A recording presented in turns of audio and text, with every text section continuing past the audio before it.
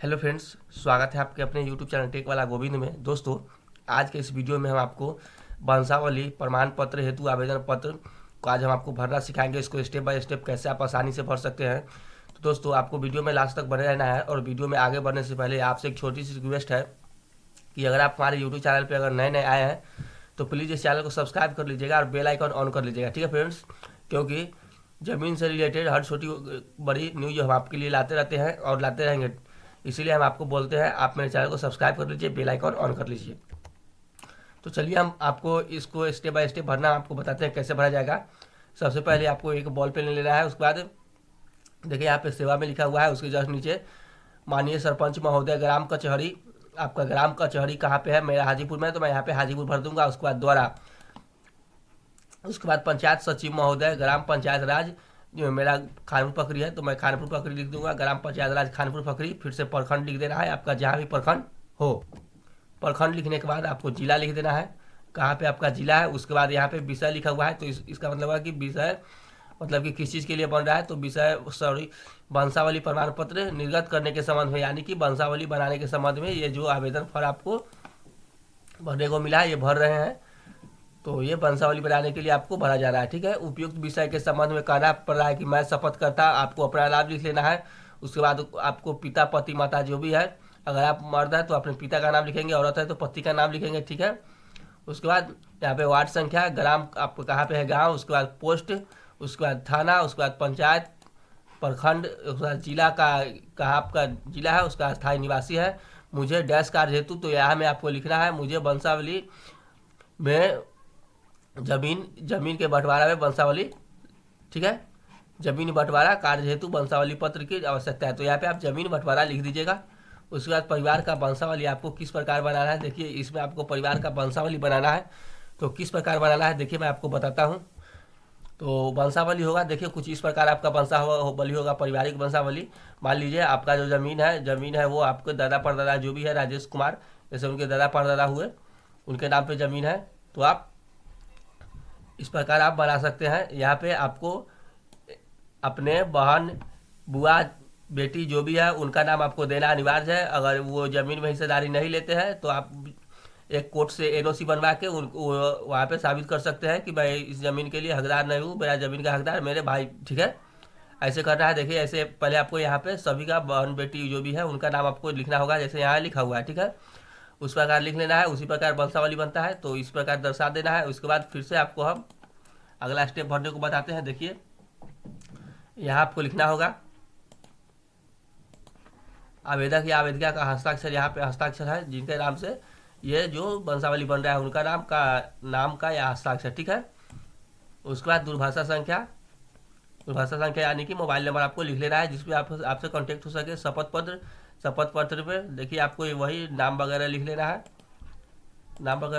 उम्र कितना है वो लिख लेना है, अपने पति का पिता का नाम, करीब उम्र, इतना वर्ष से निवासी है, वार्ड संख्या इसमें गांव का नाम, पोस्ट, थाना, प्रखंड, जिला। ठीक है, उसके बाद नीचे आ जा रहा है। नीचे आने के बाद देखिए फिर से एक वंशावली बनाना है होगा, सेम टू सेम वैसा ही वंशावली इसमें बना दीजिएगा जैसे कि मैं ऊपर आपको बताया हूँ अभी।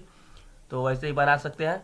उसके बाद नीचे आ जाना है। नीचे आने के बाद आपको यहाँ पे और कुछ भरने को मिला है, जैसे कि यहाँ पे कि मुझे वंशावली प्रमाण पत्र ग्राम कचहरी कार्यालय डैश और प्रखंड डैश से ही लेना है।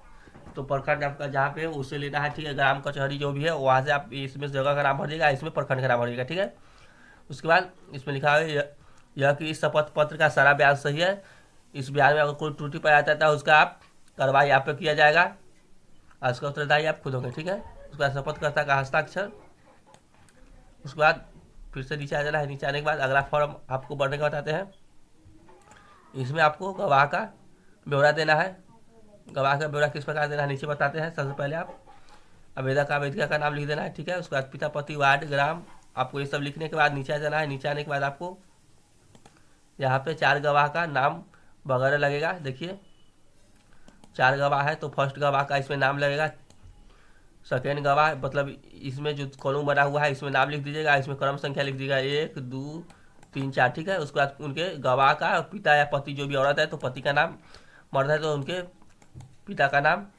उसके बाद उसका अस्थायी पता और दूरभाषा संख्या। पहले आप पता लिख दीजिएगा, ग्राम पोस्ट उस थाना वगैरह, उसके बाद नीचे आप मोबाइल नंबर लिख दीजिएगा, ठीक है। उसके बाद सभी गवाह का आधार संख्या, उसके बाद सभी गवाह का हस्ताक्षर। इतना करने के बाद सेम वही प्रोसेस चारों गवाह का कर देना है। उसके बाद नीचे जाना है। नीचे आने के बाद कुछ यहाँ पे बताया गया है कि गवाह जो है वो पढ़ा लिखा होना चाहिए और 18 वर्ष का होना चाहिए, 18 वर्ष से कम नहीं होना चाहिए, ठीक है। ज़्यादा हो सकता है, कम नहीं हो सकता है, ठीक है। उसके बाद आवेदक आवेदिका के मेरे अधिसूचित क्षेत्र ग्राम पंचायत राज, ग्राम पंचायत का आप अपना नाम लिख देना है यहाँ पे। उसके बाद आपको किस किस का मोहर बनवाना है, सबसे पहले आपको पंच का, उसके बाद वार्ड का, वार्ड सदस्य जो भी होगा, आंगनबाड़ी सेविका का, उसके बाद चौकीदार का, उसके बाद मुखिया का, ठीक है। सबका हस्ताक्षर और मुहर साथ साथ मरवा लेना है। उसके बाद मुहर मरवाने के बाद उसके बाद ग्राम पंचायत राज का नाम यहाँ पे लिख देना है। उसके बाद आपको अपना प्रखंड का नाम यहाँ लिख देना है, ठीक है। उसके बाद नीचे आ जाना है। नीचे आने के बाद आपको फिर से कार्यालय ग्राम कचहरी का ब्यौरा मांगा जाए तो ग्राम पंचायत का आप यहाँ पे नाम लिख सकते हैं। उसके बाद प्रखंड, उसके बाद जिला, उसके बाद आम सूचना यहाँ पे। तो उसके नीचे आ जाना है। नीचे आने के बाद देखिए आपको फिर से आपको वही भरना है। ये सूचना संख्या आप नहीं भरिएगा, दिनांक आप भर दीजिएगा। उसके बाद आपको पूरा आपको पता लिख देना है। पता लिखने के बाद आपको फिर से नीचे आ जाना है। नीचे आने के बाद आपको यहाँ पे सरपंच का हस्ताक्षर व मुहर ग्राम कचहरी, ठीक है, ये सब लिख देना है। उसके बाद नीचे आ जाना है। नीचे आने के बाद आपको फिर से ये सब पता लिख के उसके बाद सेम टू सेम वंशावली इस प्रकार इसमें बना देना है। उसके बाद इतना भरा जाएगा, ठीक है फ्रेंड। इतना होने के बाद आपको फॉर्म कहाँ जमा करना है, आप सरपंच के पास फॉर्म जमा कर सकते हैं या आप सचिव के पास फॉर्म जमा कर सकते हैं। उसके बाद फॉर्म कैसे डाउनलोड होगा, तो आप मेरे अकाउंट पे, यूट्यूब अकाउंट पे जाकर होम पेज पर जाइए, वहाँ पे आपको इंस्टाग्राम का हैंडल मिल जाएगा, वहाँ से आप मेरे को मैसेज कीजिए, हम आपको फॉर्म उपलब्ध कर देंगे। और फॉर्म आपको वीडियो आपको पसंद आएगा तो वीडियो को एक लाइक कर दीजिएगा, चैनल को सब्सक्राइब कर दीजिएगा। मिलता है नेक्स्ट वीडियो में।